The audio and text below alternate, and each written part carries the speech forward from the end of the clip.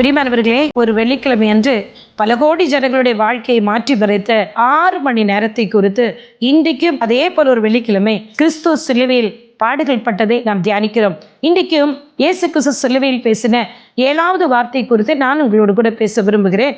லூக்கா 23:46 பிதாவே, என் ஆவியை உம்முடைய கரத்தில் ஒப்படைக்கிறேன் என்று சொல்லி இயேசு கிறிஸ்து உரத்த குரலில் உரத்த சத்தமிட்டு சொன்னார். இயேசு கிறிஸ்து தாங்க அவருடைய ஜீவனை பிதாவினிடத்தில் ஒப்பு கொடுத்தார். ஏனென்று சொன்னால், அந்த கடைசி மரண நேரத்திலும் கூட இயேசு கிறிஸ்து அவர் நம்முடைய பிள்ளைகளுக்காக விண்ணப்பம் பண்ணது மட்டுமில்லாமல் அவருடைய ஜீவனை பிதாவின் கரத்தில் ஒப்பு கொடுத்தார்.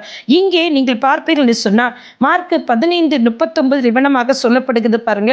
அவர் வெற்றியுடன் மரணத்திற்குள் பிரவேசித்தார் என்று சொல்லி பாருங்க. மார்க் இங்கே சொல்லுகிறார், அங்கே இயேசுக்கு முன்பாக நின்று கொண்டிருந்த நூற்றுக்கு அதிபதி அவருடைய கூக்குரலை கேட்டு அவர் மரித்த விதத்தை கண்டபோது, நிச்சயமாக இந்த மனிதன் தேவனுடைய குமாரன் என்று சொன்னார்.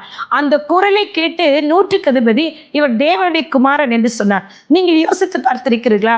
மரண தருவாயில் இருக்க ஒரு மனுஷனால உரத்த குரலில் பேச முடியுமா? அவர்கள் மெதுவாக தான் பேசுவார்கள், பேச்சே இருக்காது.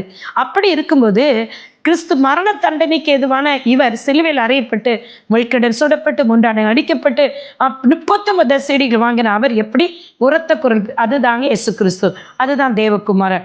அவர் உரத்த குரலாய் சத்தமிட்டு தேவனிடத்தில் தன்னுடைய ஆவியை ஒப்பு விடுக்கிறார். அந்த கிறிஸ்து இதே போல ஒரு வெள்ளிக்கிழமை அவர் ஜீவனை கொடுத்த இன்றைக்கு நீங்கள் நானும் ஜீவனோடு இருக்கிற இயேசு கிறிஸ்து விசுவாசிங்க. அவர் உங்களை மீட்பார், வெற்றித்துக் கொள்வார். அவருடைய ரத்தம் தான் உங்களை மீட்டுக் கொள்வது. கர்த்தர் தாமே இந்த வசனத்தின்படி உங்களை ஆசீர்வதிப்பாராக. God bless you all. Amen.